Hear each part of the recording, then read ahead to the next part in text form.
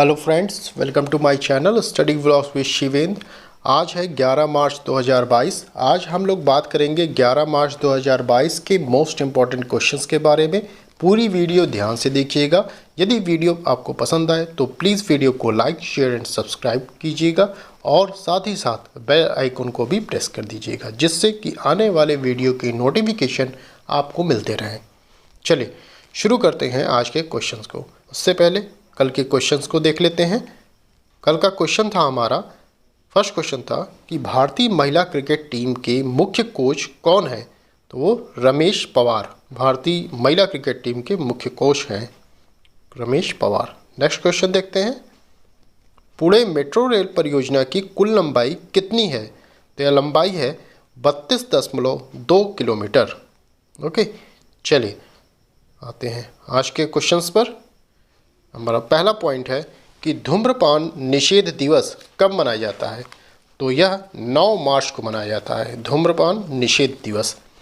देखिए, ये जो दिवस है यह मार्च महीने के दूसरे बुधवार को मनाया जाता है। चूँकि 9 तारीख को यह पड़ा था, इसलिए यह 9 मार्च को धूम्रपान निषेध दिवस मनाया जाता है। जब आपसे डेट पूछी जाएगी तो आप 9 मार्च बताएंगे। अब मैं आपसे पूछा जाए किस दिन मनाया जाता है, तो आप बताएंगे मार्च महीने के दूसरे बुधवार को मनाया जाता है। अच्छा, अब इसमें एक और चीज़ देखिएगा कि विश्व तंबाकू निषेध दिवस कब मनाया जाता है? तो 31 मई को मनाया जाता है, ये याद रखिएगा। इसी में देखिए क्विट टोबैको ऐप लॉन्च किया गया था। किसके द्वारा? WHO द्वारा लॉन्च किया गया था क्विट टोबैको ऐप। तो क्विट टोबैको ऐप WHO द्वारा लॉन्च किया गया था। अब देखिए अन्य दिवस भी हैं, उनको देख लेते हैं कि कौन कौन से दिवस हम लोगों ने पढ़ लिए हैं विगत दिनों में। 1 मार्च को हमने बताया था 2 दिवस पढ़ते हैं। तो 2 दिवस कौन से हैं? विश्व नागरिक सुरक्षा दिवस और शून्य भेदभाव दिवस, यह 1 मार्च को पड़ता है। 3 मार्च को विश्व वन जीव दिवस है। 8 मार्च को मोस्ट इम्पॉर्टेंट अंतर्राष्ट्रीय महिला दिवस है। थीम क्या रखी गई, ये भी इम्पोर्टेंट है आपके लिए, gender equality today for a sustainable tomorrow. Okay, theme जरूर याद करिएगा आप लोग।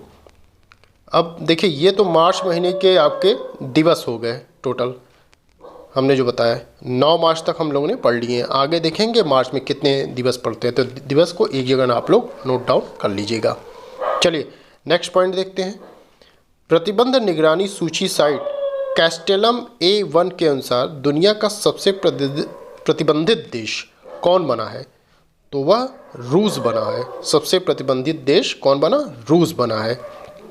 अब चूंकि देखिए रूस और यूक्रेन के मध्य इस समय विवाद चल रहे हैं, इस कारण सभी देश लगभग रूस को प्रतिबंध कर रहे हैं।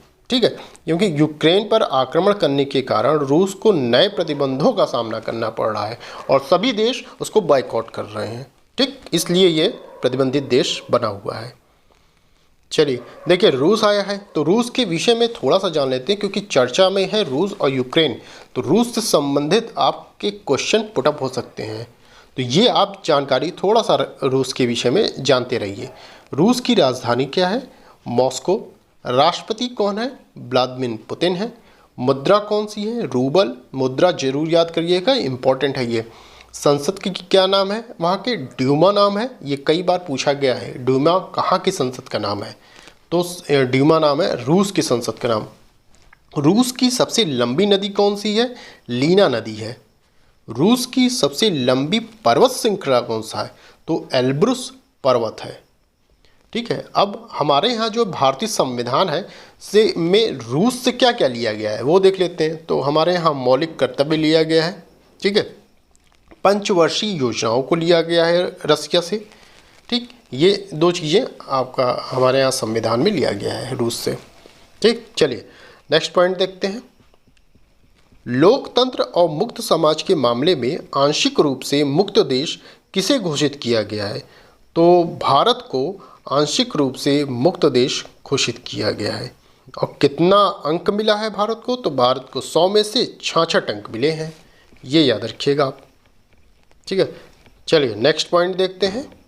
ये इंपॉर्टेंट आपके लिए कि फाइनेंशियल एक्शन टास्क फोर्स, जिसे FATF कहते हैं शॉर्ट फॉर्म, का अध्यक्ष किसे नियुक्त किया गया? FATF का अध्यक्ष किसे नियुक्त किया गया?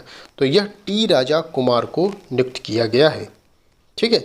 हाल ही में, अब इससे संबंधित और चीज़ें देख लेते हैं। हाल ही में पाकिस्तान समेत UAE को भी FATF की ग्रे लिस्ट में डाला गया। अभी हमने कल ही आपको बताया है कि ग्रे लिस्ट में पुनः पाकिस्तान को डाला गया, अर्थात कि पाकिस्तान पहले से ग्रे लिस्ट में था, उसको दोबारा ग्रे लिस्ट में डाल दिया गया है।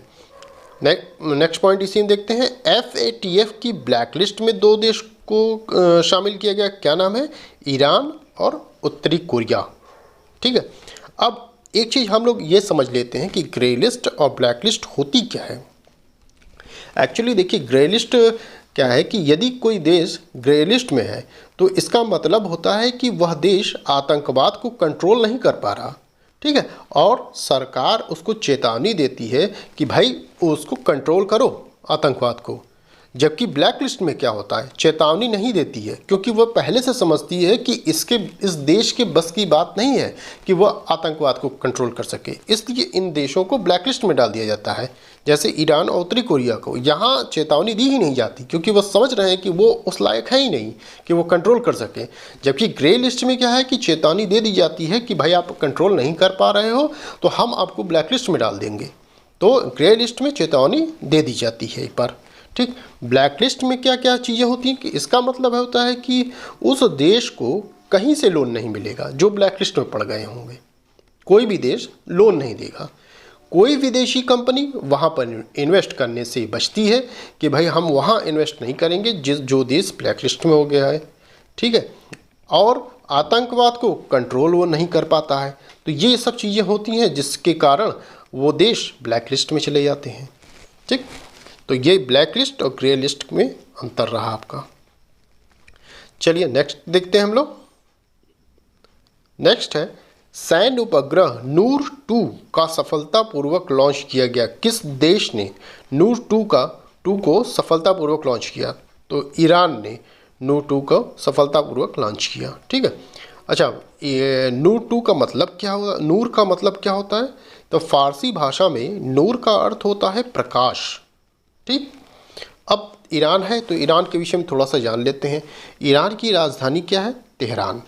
राष्ट्रपति कौन है? इब्राहिम रईसी। ये इंपॉर्टेंट है आपका, याद रखे रहिए। मुद्रा कौन सी है? तोमान। पहले मुद्रा कुछ और थी, अब चेंज होके तोमान हो गई है। ठीक, ये इंपॉर्टेंट है आपका, ये भी याद रखिएगा। राजधानी याद किए रहिएगा, राष्ट्रपति याद कीजिएगा और मुद्रा। राजधानी तेहरान बताया हमने, राष्ट्रपति इब्राहिम रईसी हैं, मुद्रा तोमान हमने बताया। ठीक। मुद्रा आप ऐसे याद करेंगे कि जैसे ईरान है, न लास्ट में दिया गया है। मुद्रा आपसे पूछा है तोमान है, ये भी यहाँ न लास्ट में दिया गया है। ये एक ट्रिक है याद करने की, कि जब भी कभी आप फंस जाएं, जैसे पूछा जाए कि तोमान किस देश की मुद्रा है और उस ऑप्शन में ईरान भी है, तो ऐसे आप टिक कर ले जाएंगे कि तोमान न लास्ट में है और ईरान न लास्ट में न है। ठीक, ऐसे आप याद कर लेंगे। चलिए नेक्स्ट पॉइंट देखते हैं। अखिल भारतीय कार्यक्रम झरोखा किस मंत्रालय द्वारा आयोजित किया गया है? तो यह संस्कृति मंत्रालय एवं कपड़ा मंत्रालय द्वारा झरोखा का आयोजन किया गया। ठीक है, दोनों मंत्रालय हैं, याद रखिएगा। संस्कृति मंत्रालय एवं कपड़ा मंत्रालय द्वारा झरोखा का आयोजन किया गया। ठीक, चले नेक्स्ट पॉइंट देखते हैं। G7 कृषि मंत्रियों की आभासी बैठक की मेजबानी कौन सा देश करेगा? तो वह जर्मनी करेगा।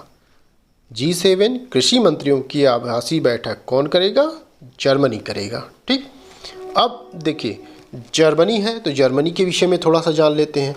राजधानी क्या होती है जर्मनी की? बर्लिन होती है। मुद्रा क्या होती है? यूरो होती है। मुद्राएं याद रखिएगा, मुद्रा कभी कभी पूछ लेता है सुमेलित करने के लिए, या 4 ऑप्शन दे के पूछे किस देश की मुद्रा है। ठीक है।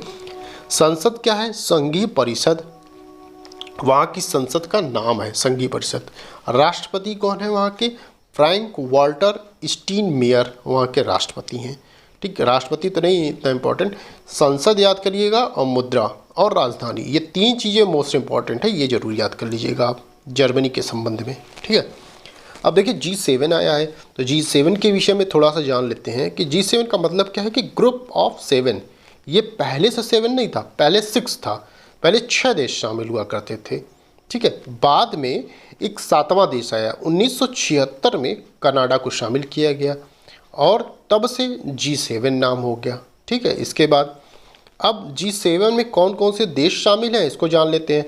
तो उसमें फ्रांस है, Germany, Italy, United kingdom, Japan, America, Canada, ये 7 देशों को समाहित करके G7 नाम दिया गया है। ठीक है। याद रखिएगा कि इसमें भारत शामिल नहीं है, ये ध्यान रखिएगा। पूछ लिया जाता है कभी कभी कि G7 में कौन देश शामिल नहीं है, तो ऑप्शन में आपके भारत रहेगा, तो भारत याद रहे कि इस G7 में शामिल नहीं है। अच्छा, पहला G7 कब हुआ था, कहाँ किया गया सम्मेलन हुआ था, तो यह फ्रांस में हुआ था। कब? 1975 में हुआ था, फ्रांस में आयोजित किया गया था G7। चलिए नेक्स्ट पॉइंट देखते हैं हम लोग। कितनी महिलाओं को वर्ष 2020 और 2021 के लिए नारी शक्ति पुरस्कार प्रदान किया गया है? तो यह 29 महिलाओं को, राष्ट्रपति के द्वारा 29 महिलाओं को, रामनाथ कोविंद द्वारा 29 महिलाओं को वर्ष 2020 और 2021 के लिए नारी शक्ति पुरस्कार प्रदान किया गया है। कब किया गया है? तो यह अंतर्राष्ट्रीय महिला दिवस के अवसर पर किया गया है। अंतर्राष्ट्रीय महिला दिवस कब पड़ता है? 8 मार्च को। हमने बताया था आपसे कि 8 मार्च को पड़ता है अंतर्राष्ट्रीय महिला दिवस। चलिए नेक्स्ट पॉइंट देखते हैं हम लोग। वित्तीय धोखाधड़ी की कार्यप्रणाली संबंधी पुस्तिका बी अवेयर जारी की गई है। किसके द्वारा, किस बैंक के द्वारा? आरबीआई के द्वारा जारी की गई है बी अवेयर। यह है क्या? यह बैंक के द्वारा जारी की गई है कि भाई आप अलर्ट रहिए। कभी कोई मैसेज आता है कि आपके अकाउंट में इतने पैसे हैं, ये OTP हम भेज रहे हैं, तो या OTP आपसे मांगा जाता है कि OTP बताइए, तो इन सब चीज़ों से आप सचेत रहने के लिए कहा जा रहा है कि आप किसी भी व्यक्ति को, किसी भी अन्य पर्सन को आप अपना OTP या पर्सनल चीज़ आप डॉक्यूमेंट से संबंधित नहीं बताएंगे या बैंक से संबंधित अपनी चीज़ों को नहीं शेयर करेंगे। ठीक, क्योंकि कभी भी बैंक आपसे OTP नहीं मांगता, ये ध्यान रखिएगा। चलिए अब देखिए आरबीआई आया है, तो आरबीआई के विषय में थोड़ा सा जान लेते हैं। आरबीआई की स्थापना कब हुई है? 1 अप्रैल 1935 को हुई है। राष्ट्रीयकरण हुआ है 1 जनवरी 1949 को हुआ। मुख्यालय कहाँ है? मुंबई में है। गवर्नर कौन है? शक्तिकांत दास हैं। किस नंबर के हैं? ये इम्पोर्टेंट है आपका कि 25वें नंबर के हैं शक्तिकांत दास। सीरियल क्रम जो है ये याद रखिएगा आप। चलिए नेक्स्ट पॉइंट देखते हैं। गूगल क्लाउड ने अपनी नवाचार और क्लाउड रणनीति में तेजी लाने के लिए किसके साथ समझौता किया है? तो यह फ्लिपकार्ट के साथ गूगल क्लाउड ने अपनी नवाचार और क्लाउड रणनीति में तेजी लाने के लिए समझौता किया फ्लिपकार्ट से, या यूँ कहें कि फ्लिपकार्ट ने गूगल क्लाउड से समझौता कर लिया है। ठीक है, किसी भी एंगल से आप कह सकते हैं, क्या गूगल क्लाउड ने फ्लिपकार्ट के साथ समझौता किया या फ्लिपकार्ट ने गूगल क्लाउड के साथ समझौता किया। ठीक, अब गूगल है तो गूगल के विषय में थोड़ा सा जान लेते हैं। गूगल की स्थापना कब हुई है? तो 1998 में हुई है गूगल की स्थापना। मुख्यालय कहाँ है? कैलिफोर्निया में है। CEO कौन है? तो सुंदर पिचाई हैं गूगल के CEO। ठीक है, इन्हीं को इस बार पद्म विभूषण मिलेगा, ये याद रखिए, क्योंकि ये मोस्ट इम्पॉर्टेंट आपका टॉपिक है। पद्म, इनका नाम इम्पॉर्टेंट हो जाता है अगर आप मेंस देंगे या कहीं भी जा रहे हैं या प्री देंगे, तो उसमें भी इनका नाम, सुंदर पिचाई का नाम इम्पॉर्टेंट हो जाता है। ठीक है, क्योंकि एक तो ये CEO हैं, वैसे ही इम्पॉर्टेंट है गूगल के, और दूसरा इनको पद्म विभूषण मिलने वाला है, इसलिए भी इम्पॉर्टेंट हो जाते हैं। ठीक है, तो बस आज के लिए इतना ही। आज ये थे हमारे मोस्ट टॉप 10 क्वेश्चंस। ठीक है, आई होप वीडियो आपको पसंद आई होगी। यदि वीडियो आपको पसंद आई हो तो प्लीज़ वीडियो को लाइक, शेयर एंड सब्सक्राइब कर दीजिएगा, और साथ ही साथ बेल आइकन को भी प्रेस कर दीजिएगा, जिससे कि आने वाले वीडियो की नोटिफिकेशन आपको मिलते रहेंगे। और एक चीज़ और मैं बताना चाहूँगा कि मैंने जो लॉ के स्टूडेंट हैं वो सुन लें कि मैंने एविडेंस का सेकंड पार्ट जो है वो हमने डाउनलोड कर दिया है।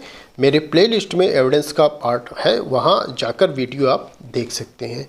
ठीक, मैंने वहाँ पर सेक्शन 2 तक पढ़ा दिया है, और भी चीज़ें मैंने वहाँ पे बताई है, जैसे लेक्सफोरी बताया है, स्ट्रक्चर ऑफ एविडेंस बताया है, इन सब चीज़ों को मैंने वहाँ बता रखा है। जाके उस वीडियो को भी देख लीजिएगा। यदि वीडियो वो पसंद आती हो तो प्लीज़ वीडियो को भी लाइक शेयर सब्सक्राइब कर दीजिएगा और अपने फ्रेंड सर्किल में भी ये चीज़ें बता दीजिएगा जिनको जानकारी नहीं है, ठीक है, क्योंकि काफ़ी लोग हैं जो लॉ पढ़ना चाहते हैं मगर उनके पास माध्यम नहीं है, ठीक। तो प्लीज़ जो भी ऐसे हैं स्टूडेंट उनको आप अवगत करा दीजिएगा इन सब चीज़ों से। चलिए आज के क्वेश्चंस को देख लेते हैं।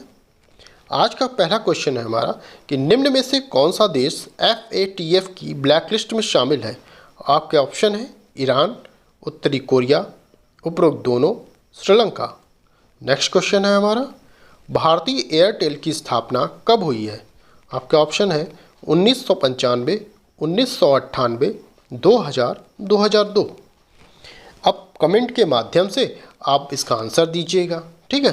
तो बस आज के लिए इतना ही, फिर नेक्स्ट वीडियो में मिलते हैं। Thank you.